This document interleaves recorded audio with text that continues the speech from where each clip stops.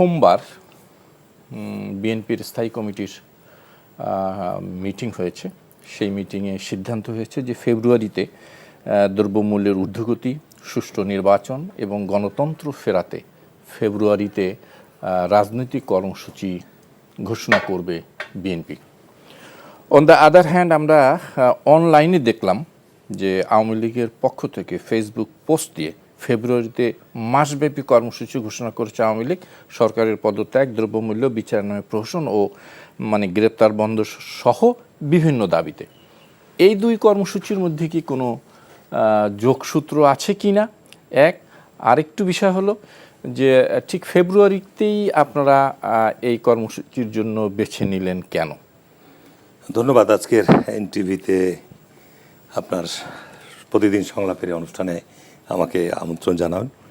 এখানে সহ-আলোচক হিসেবে আছেন আমাদের সিনিয়র সাংবাদিক সৌরভ ভাই। এনটিভির দেশ বিদেশের সকল প্রিয় দর্শকদেরকে জানাচ্ছি অভিনন্দন, শুভেচ্ছা।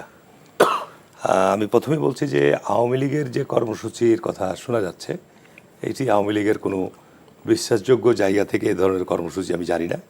এইটা একটা গুজব না, তাদের কারণ আওয়ামী লীগের তাদের কিন্তু ভেরিফাইড ফেসবুক যেটা আওয়ামী লীগের, সেই ফেসবুকে এই ধরনের বাংলাদেশে বর্তমান সাংগঠনিক কাঠামো যারা জড়িত বাংলাদেশে কেউ অবস্থান করছে না। বাইরে থেকে কেউ এই ধরনের ফেসবুকে তাদের পোস্ট দিলে সেটাকে নেওয়াও কোনো ধরনের উদ্বেগ বা আতঙ্ক হওয়ার কোনো প্রয়োজন নাই।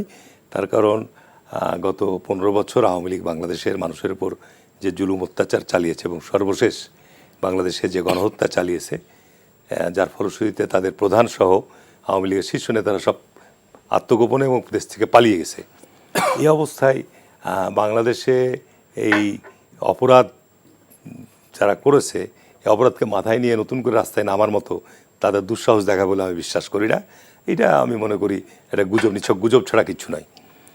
তবে এ ব্যাপারে সরকার বা প্রশাসন তারা যথেষ্ট খোঁজখবর রাখবে। যদি এ ধরনের কোথাও কোনো ধরনের এই গুজব লিগ কোনো কিছু করার প্রচেষ্টা চালাতে যায়, আইনানুগ তাদের বিরুদ্ধে ব্যবস্থা গ্রহণ করবে বলে আমি বিশ্বাস করি।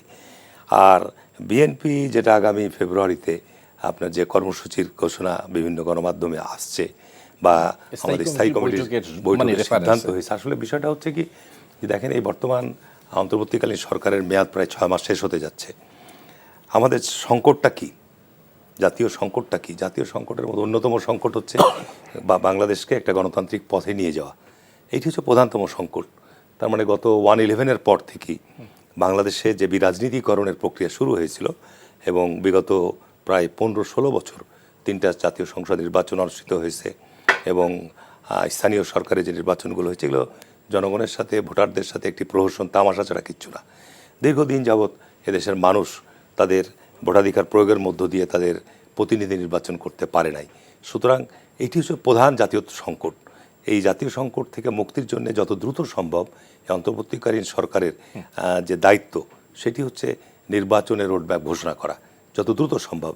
এই ক্ষেত্রে আমাদের পার্টির মহাসচিব থেকে শুরু করে আমাদের পার্টির শীর্ষ নেতারা, ইভেন আমি নিজেও বহু জায়গায় সভা সমাবেশের মাধ্যমে অতি দ্রুত নির্বাচনের রোডম্যাপ ঘোষণার দাবি জানিয়ে আসছে। কিন্তু কর্মসূচি ঘোষণা দেওয়ার কর্মসূচির কেন প্রয়োজন? কর্মসূচির ক্ষেত্রে তাহলে কি আপনার রাজনৈতিক দলের সাথে বর্তমান সরকারের কোনো দূরত্ব তৈরি হচ্ছে? দূরত্ব তৈরি হচ্ছে আমি এই কথা বলবো না। আমরা যেহেতু আমাদের পার্টির শীর্ষ জায়গা থেকে আমরা বারবার বলছি সরকারকে, সরকার এ ব্যাপারে সুস্পষ্ট এখনো কোনো ঘোষণা আসছে না, যে কারণে আমি উদ্বিগ্ন। আমরা উদ্বিগ্ন। আমরা চাই দেশে যে স্পষ্ট না হলে মোটামুটি এক ধরনের এত সময় কেন লাগবে? একটা ঘোষণা তো আগামী বছর জুন পর্যন্ত হয়, কেন সময় লাগবে?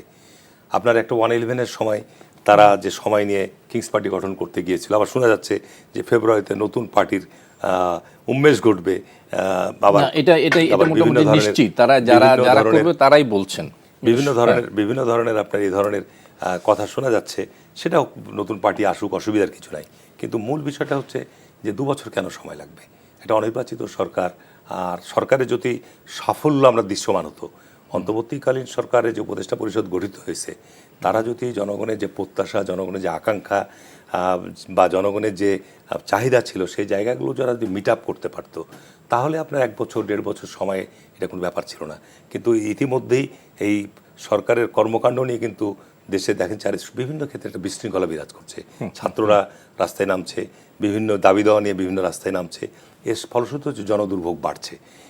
পাশাপাশি আপনার যেটা দ্রব্যমূল্যের যেটা গুরুত্বপূর্ণ বিষয়, আমরা দ্রব্যমূল্যের ব্যাপারে বারবার অভিযোগ করে এসেছি বিগত সরকারের সময়, যে বিগত সরকারের নেতারা, মন্ত্রীরা, এমপিরা বড় বড় সিন্ডিকেটের সাথে জড়িত।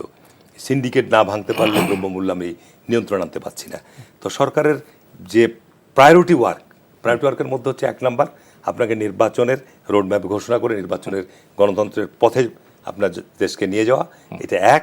2 নম্বর হচ্ছে মানুষের দ্রব্যমূল্য ক্রয় সক্ষমতার মধ্যে নিয়ে আসা। এবং সামনে রমজান আসতেছে, রমজান আসছে, তাছাড়াও তো দৈনন্দিন তো মানুষকে বাঁচতে হবে, নিশ্চয়ই আবার আসি, আমি বাঁচতে হবে তো।